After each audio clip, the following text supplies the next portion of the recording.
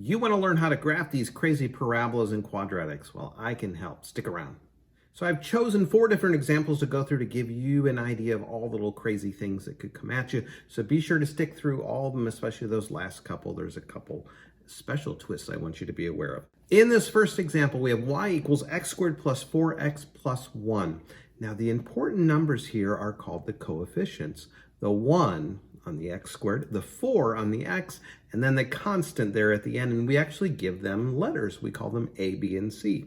So in this example, a is 1 because it's 1x squared. B is 4 because of the 4 times the x, and then c is the constant at the end, the positive 1. Now, what do we do with these things? Well, we have a special formula that's going to give us the very center of the graph. It's called the line of symmetry or axis of symmetry.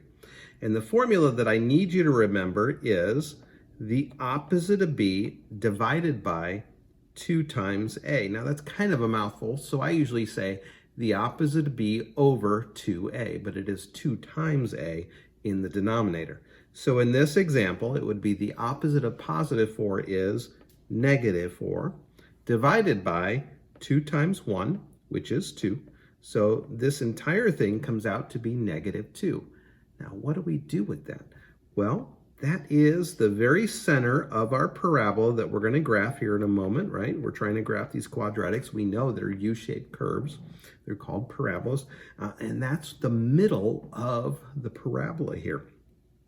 So the next thing is to find what we call the vertex, the very top of the parabola or the very bottom of the parabola.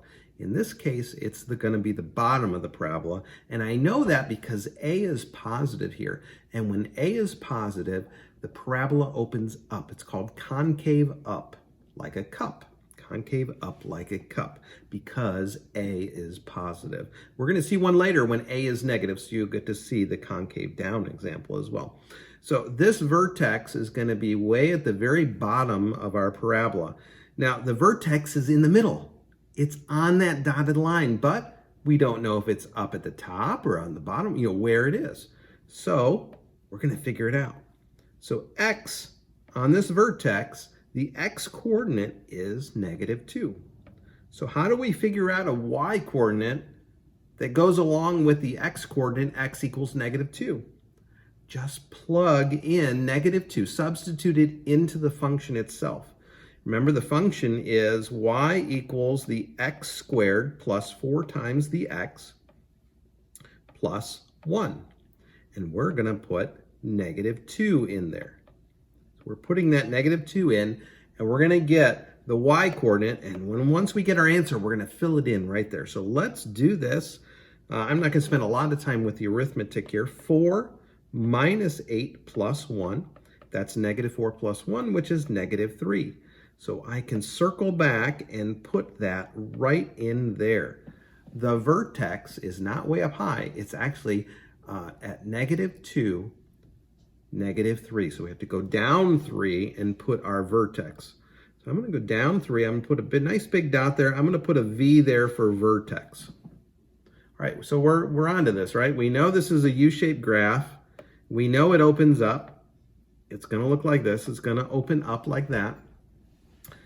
But we don't know how wide it is. We want to be more exact. So what do we do next?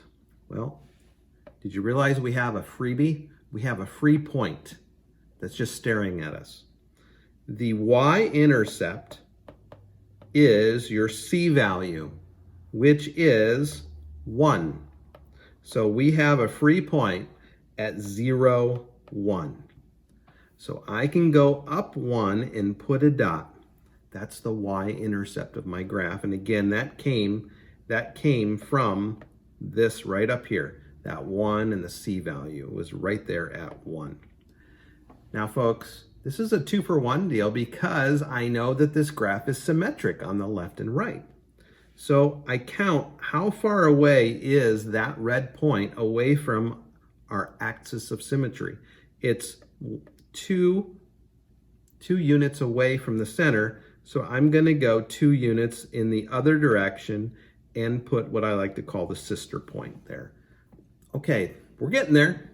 But But then I sometimes see students draw a V shape, and that's bad, okay? Because this is not a V shape. It is a parabola. It's more of a U shape. So I think we'd really like to fill in a dot here and here and see what they look like. So you need to read this x value. This is x equals -1. So I think I want to go back to my function, and I want to plug -1 into it this time. So y equals -1 squared plus 4 times -1 plus 1. That would be 1 minus 4 plus 1, which is -2. So I've just discovered that when I put -1 into this function, I get -2 out. So I will come down here, I'll use a different color, and we'll put the dot right there. And then the sister point across the other side would be right there. We have a nice U shape taking place, don't we? I'm going to give you a little advice. Now, this is a neat little trick that most of my students really pick up on and enjoy using this. Since this is a 1x squared graph, we can use a 1, 1, 2, 4, 3, 9 relationship to our advantage, because remember, 1 squared is 1, 2 squared is 4, 3 squared is 9, and this is an x squared graph. So do you notice that the change was when I went over 1, it went up by 1, because 1 squared is 1. When I go over 2 from the vertex, I have to go up 4 to get this dot. So if I go over 3, I have to go up 9, because 3 squared is 9. There's 4. 5, 6, 7, 8, 9 puts me right here at 6. So I could even fill in another pair of dots up there at an y equals 6. And then I can mirror that across. And look at that. I have a real nice parabola that has taken shape. And I can go ahead and graph that. And there's my parabola. And I put arrows on the end because it really does keep going. So don't just abruptly stop it, you know, at those red dots or something, because it does keep going. All right, let's look at this example. Now, this time A is not 1. A is what? It's 3. It's that number in the front. B is -6, and C is -3. Now, do you remember that formula that kind of got the ball rolling last time? X equals the opposite of B over 2A. Opposite of B over 2A.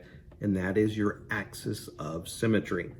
So opposite of B. Now we got -6, so what's the opposite of -6? It'd be +6. All over 2 times A. A is 3, so we're going to have 6 divided by 6, which is 1. So the axis of symmetry this time is at x equals 1. So the middle of our graph is at x equals 1. So we have 1, comma, something for our vertex, because remember that vertex is on the axis of symmetry. So how do we figure out the y value? Plug and chug. We plug that x value in up top. So y equals 3 times 1 squared minus 6 times 1 minus 3. That's 3 minus 6 minus 3. That's -6. Whoa, this vertex is really low on our graph. Over 1, down 6. It's way down here, but the good news is A is positive. Remember, when A is positive, we know it opens up. But we're going to do a better job graphing than what I just showed there, right? We're going to do a better job than that. All right, so what do we do next? We use that freebie point that I talked about last time, that y-intercept that's right here. This is the y-intercept information. C equals -3, so I'm going to go down 3 and put a dot, and then I'm going to mirror that across the center of my graph. Now this is looking very narrow, isn't it? Very tight, and that's because 3 really accelerates this graph and makes it much narrower. It grows much faster than the last example. So we need to get another pair of dots. So I think maybe we should plug x equals 3 in, because you know what? I'd like to know where up here is the dot. So students often ask me, Mr. White, which x value do I use in this last step? Well, you got to fill in the graph. So you have to choose something that you think would be easy to plug in and would also help you. I don't think I'm going to plug 6 in because it's going to be way off the top of my graph. So I think 3 would be a good idea. So I'm going to go up or over 3 and up something. So let's figure out the something by taking y equals 3 times, and what are we plugging in this time? We said we were going to plug in x equals 3. So let's do that. 3. And we get 27 minus 18 minus 3, that's 6. So over 3 up 6, so way up here also is a dot. And you notice how far away that is? It's only 2 blocks away from the middle of the graph. So I have to go 2 blocks the other way. That does not put me at -2, by the way. That puts me at -1. And I can draw my very narrow, and this is probably not going to be terribly attractive looking. And there is my parabola that's nice and narrow. Now you could always go to Desmos.com and type this in and just double check that you got it right, that it's going through the y-intercept and the x-intercepts look about right, and your vertex is right. Okay, so here we go. What's different here? Why did I choose this example? It's because a is negative this time. It's the number in front of x squared, which is -1. So do you remember what I said happens when a is negative? This graph is going to be concave down like a frown, concave down like a frown. So concave up like a cup, concave down like a frown. Now this a is negative, so that's how I know this is going to be concave down. Now the formula, I bet you haven't by now, right? To get the ball rolling, opposite of b over 2a. So this would be the opposite of -4 is +4 over 2 times -1. That is -2.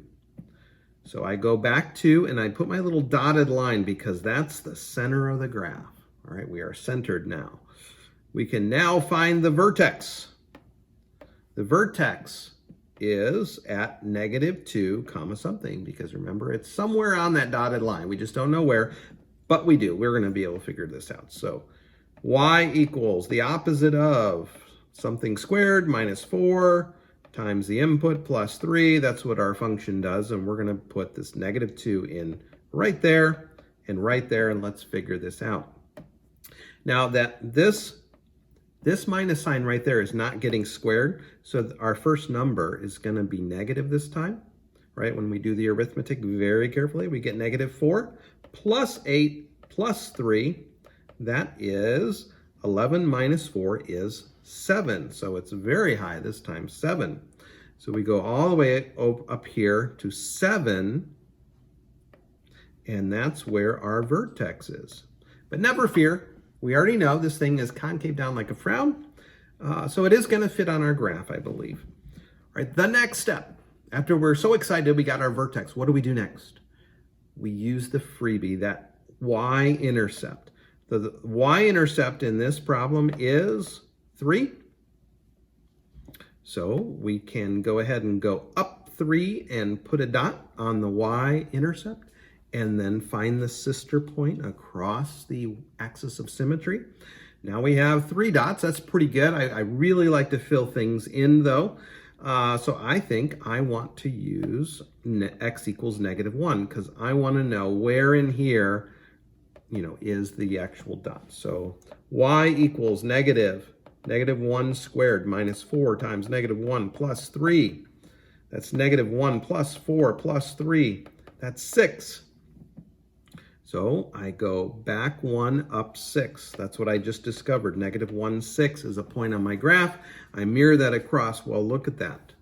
I've got my parabola taking shape. Now, remember what I told you in example 1 about that neat little trick?